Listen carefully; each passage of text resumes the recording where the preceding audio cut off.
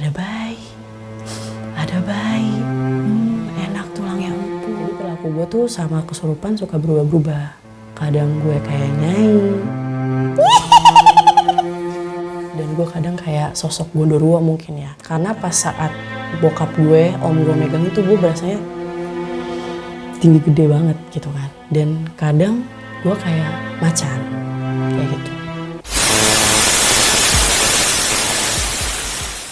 Assalamualaikum warahmatullahi wabarakatuh. Selamat malam dan berjumpa lagi sama gue John Arya di Jembatan Hitam Story Mystery.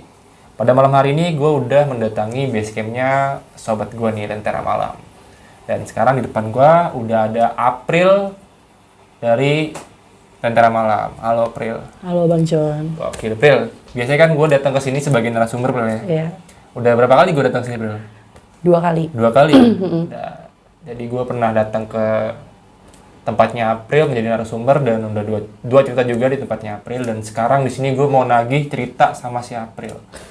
Dan April, lu di sini punya pengalaman cerita tentang apa sih, Bro? Gue pernah waktu SMA sih Bang. Waktu SMA. itu kelas 1 gue ikut LDKS. LDKS. Wah, ini gue yakin teman-teman di rumah bakal penasaran sama ceritanya April yang kayak gimana. Gue juga penasaran, pengen denger cerita langsung dari April. Jadi jangan kemana-mana, saksikan terus Jembatan Hitam.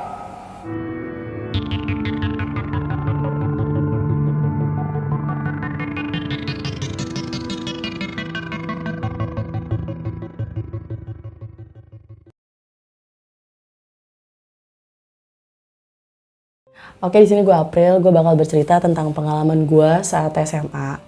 Jadi waktu itu gue masih kelas 1 SMA. Kan biasanya suka ada LDKS. Jadi di situ gue ikut lah. Terus agendanya itu nginep di sekolah, terus besoknya itu pergi ke daerah Cibodas. Nah, terus pas di sekolah tuh ya biasalah kita dilatih kayak suruh buru-buru segala macam gitu.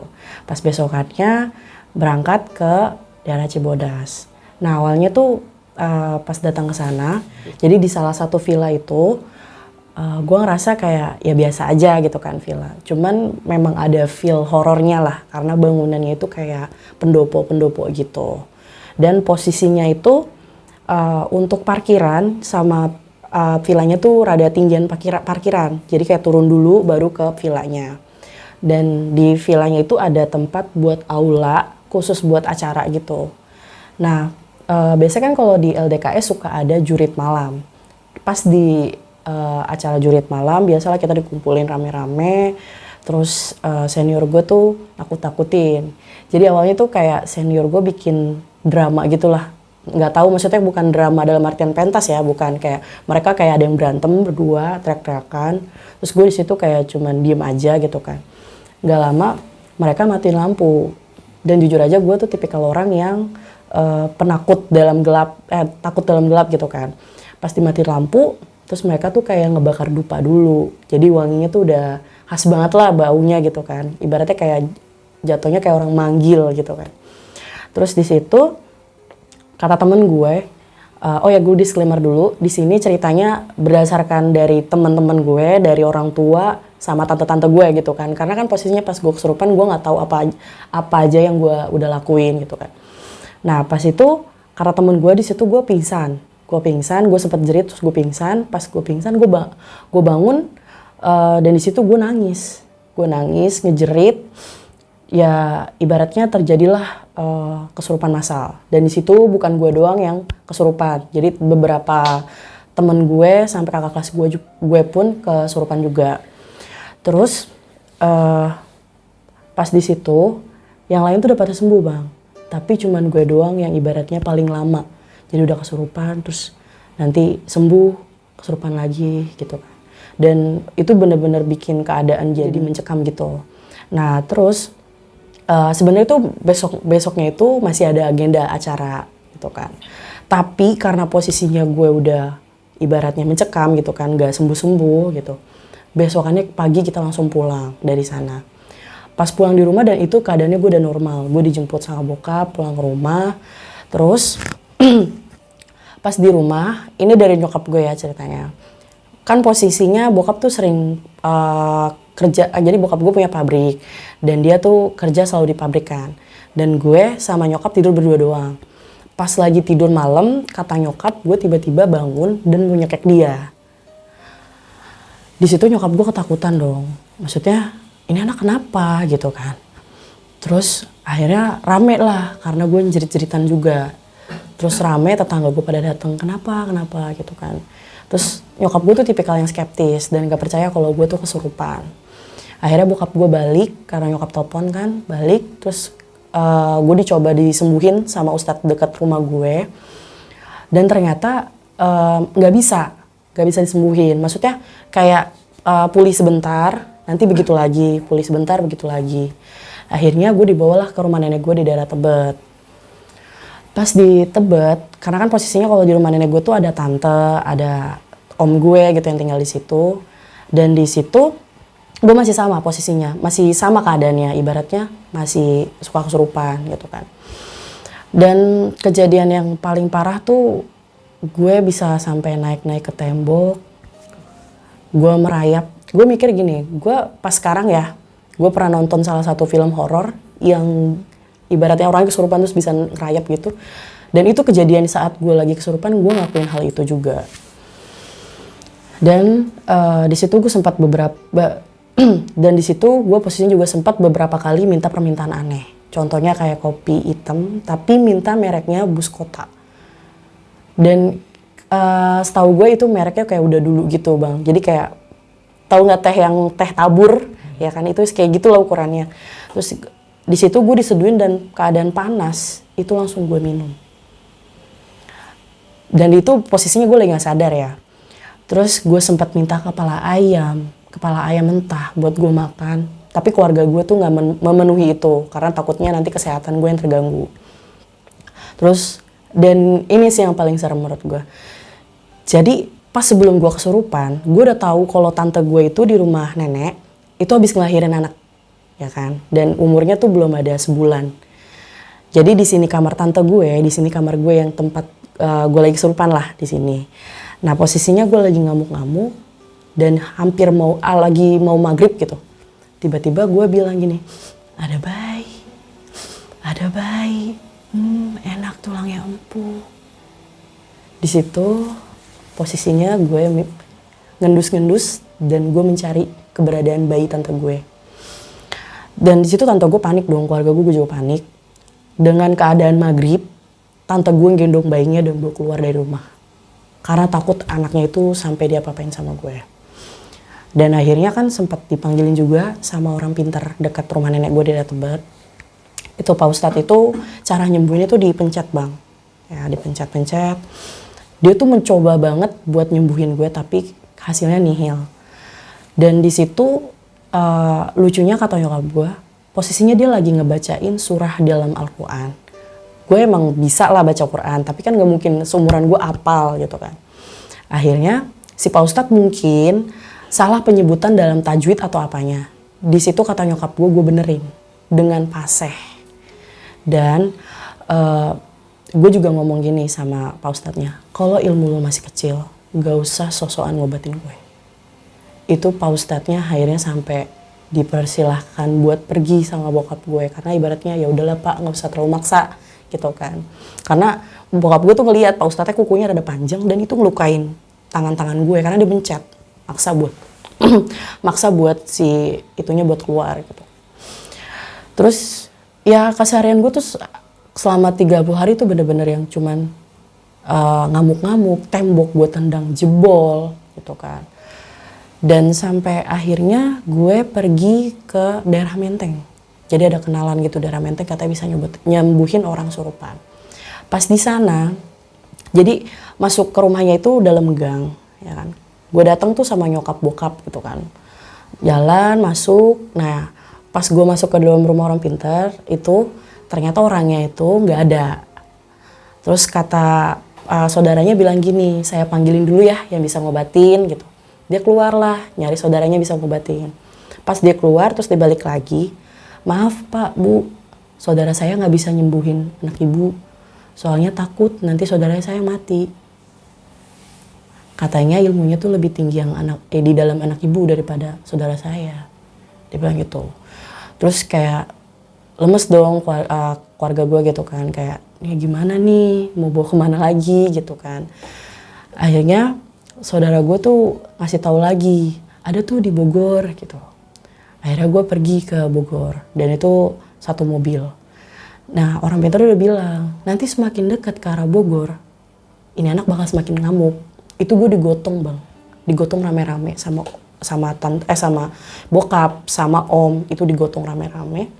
Dimasukin ke mobil, kan mobil ada 3 seat ya, depan, tengah, belakang. Gue taruh di belakang, di sini ada bokap, di sini ada om gue. Di depan tuh ada nyokap, ya ada saudara gue yang lain. Semakin perjalanan itu semakin ngamuk gue. Semakin ngamuk sampai akhirnya diberhentiin sama pihak polisi. Karena disangkanya mungkin dalam mobil itu ada yang mabok atau gimana gitu. Ditanya, ini ada apa gitu kan. Ini pak anak saya kesurupan, kata nyokap gue kan. Lagi mau dibawa ke orang ngobatin. Oh ya udah bu silakan jalan. Gitu. Dan sempet berhenti buat beli minum kan ya. Itu kan posisinya berhenti mobil ya. Gue ngamuk-ngamuk tuh. Itu kata nyokap gue hampir mau kabur dari mobil. Karena pas banget berhentinya tuh kayak di kali. Dan kata nyokap gue tuh di situ gue ngeliat sosok. Jadi kayak mungkin saling bertentangan gitu kan. Di situ gue mau nyamperin.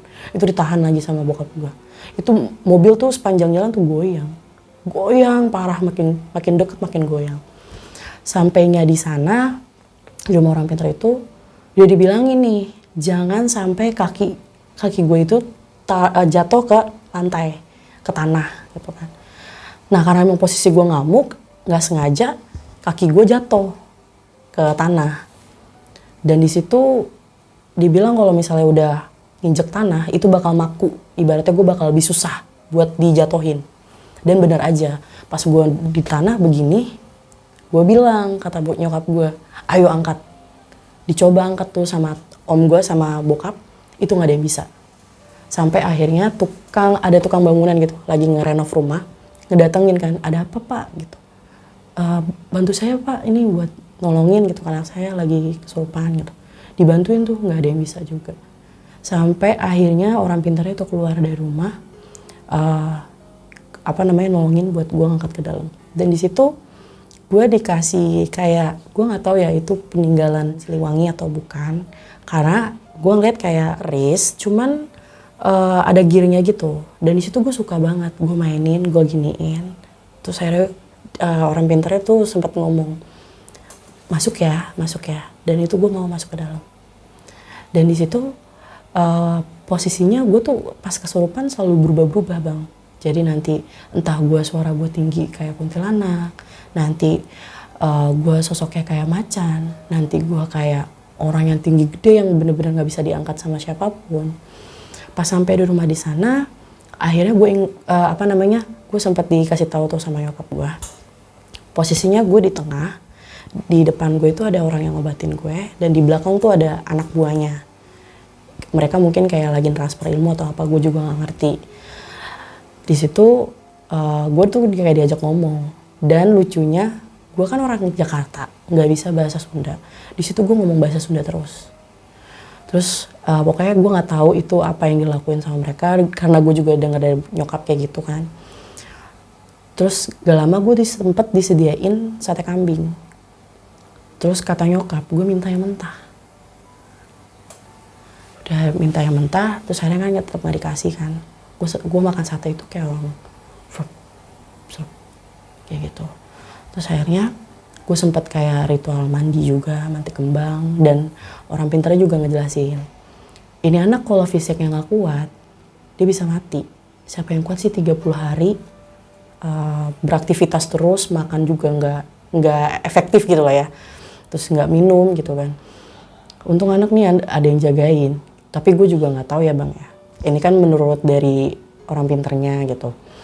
Terus dan juga kata orang pinternya yang masukin gue itu 13 makhluk, dan salah satunya itu penunggu di air terjun Cibodas. Jadi perilaku gue tuh sama kesurupan suka berubah-ubah. Kadang gue kayak nyai. Boleh gue turunin gak bang suaranya? Boleh. Dan gue kadang kayak sosok Gondorwo mungkin ya. Karena saat karena pas saat bokap gue, om gue megang itu, gue berasanya tinggi gede banget gitu kan. Dan kadang gue kayak macan kayak gitu. Oke teman-teman, tadi kita udah ngedengerin cerita dari April. Dan sekarang gue pengen tanya-tanya beberapa pertanyaan yang pengen gue tanya ke April nih. April, awal di saat lo kesurupan itu kan di Cibodas ya? Iya. Itu lo pingsan, terus tiba-tiba lo udah nggak sadarkan diri sama sekali.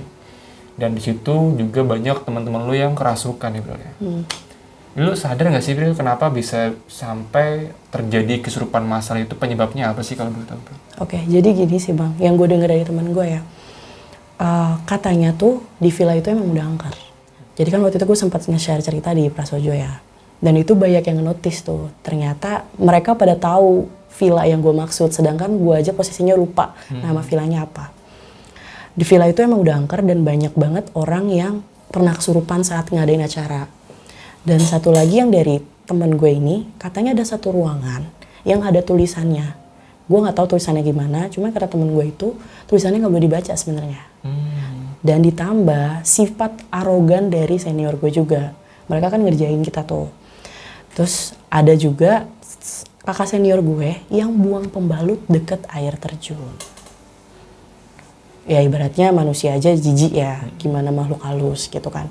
Ibaratnya kan itu najis gitu Bang, kayak gitu. Oke. Jadi di saat lo kerasukannya itu kurang lebih sampai 30 hari April ya? Iya kurang lebih 30 hari. Ya, gue sih nggak ngebayangin banget kalau seandainya gue yang ngalamin kejadian kayak gitu, mungkin badan udah drop abis. Wah parah sih Bang, itu pas sembuhnya aja gue tuh diurut berapa kali Bang. Karena memang benar-benar bekas cakaran dan itu sampai turun gue. Maksudnya gue gemuk banget kan dulu, terus sampai bener-bener jadi turun berat badan. Karena kan gue aktivitas ya, gerak sana gerak sini gitu. Iya. Terus juga lu sempet mengalami kerasukan di mobil gitu kan? Iya. Sampai-sampai lu turun dari mobil, kaki lu nancep sampai ke tanah kayak nggak bisa diangkat gitu bro? Iya nggak bisa diangkat. Itu menurut orang pintar itu sosok genderuwo itu tuh? Bukan sosok genderuwo sih, jadi gini, si Nyai ini nih kan pasti punya, namanya seorang Nyai ya, atau enggak ratu gitu ya. Dia kan punya banyak anak buah, ya mungkin ini jenderalnya posisinya kayak gitu mungkin gitu kan. Karena gue dengar penjelasan dari yang orang pintar kayak gitu.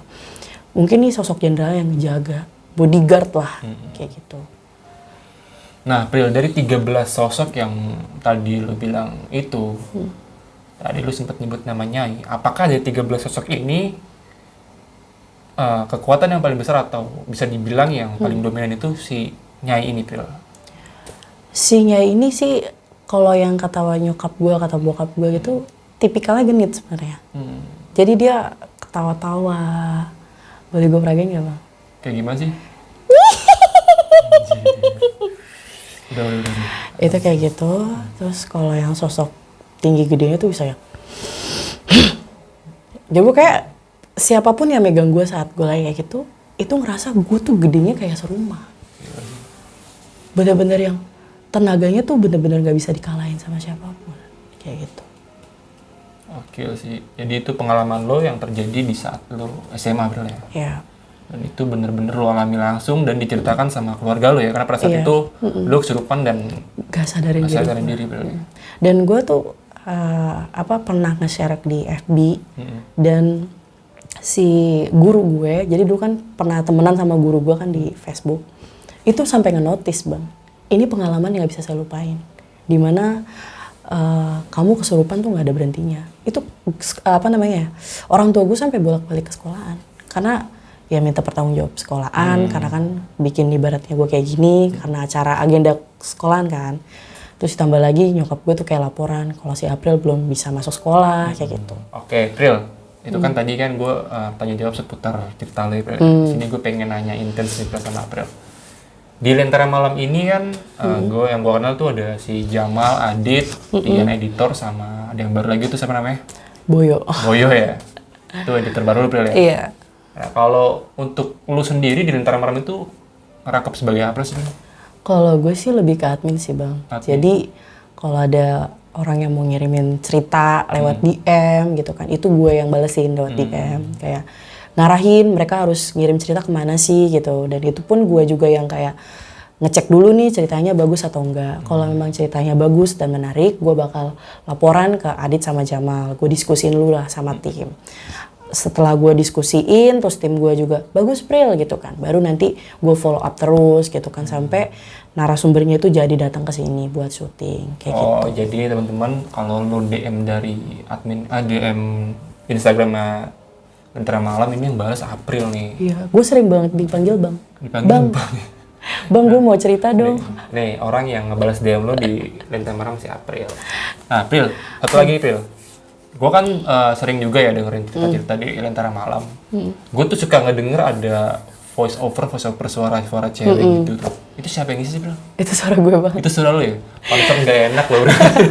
Soalnya apa ya, si Bang Adit situ awalnya, Oh, gitu Pril bisa nggak peragain suara kuntilanak? Ah gimana sih Bang gitu kan, gue tau awalnya apaan sih gitu, cuma coba Pril coba gitu kan, yaudah tuh gue peragain kan, anjir dia bilang itu, dan itu dulunya masih yang studio lama Bang, lo tau ya, lo tau feel horornya kayak gimana kan, di situ gue disuruh nyobain, coba Pril, coba kalau nangis gimana Pril, terus kalau ini kayak gimana kayak gitu kan, yaudah gue peragain kan. Terus ya udah jadi sampai ke sekarang kalau ada segmen cerita horor ada suara cewek ya gue yang ngisi. Oke. Jangan-jangan April ini juga nanti bakal ngisi voice overnya on the spot. Oke April, makasih banyak lo udah ngasih kesempatan gue untuk main ke basecampnya Lentera Malam. Oke, sama-sama Bang Keren Jon. banget. Jadi buat teman-teman jangan lupa yang punya cerita-cerita misteri tentang horor atau seputar pendakian yang serem-serem juga teman-teman bisa share ceritanya ke IG-nya Jembatan Hitam di @jembatan_hitam. Nanti kirim aja DM gua, nanti bakal gua bacain ceritanya ya. Oke, dan April makasih banget. Iya, Thank you. Sama-sama, nanti, Bang. kapan-kapan lu harus main ke Basecamp Jembatan Hitam. Pasti siap. Cerita-cerita lagi sama Jamal sama Oke, siap. Oke, akhir kata gue Jon Arya. Gue April dari Lentera Malam. Jangan kemana-mana, saksikan terus Jembatan Hitam. Mantap.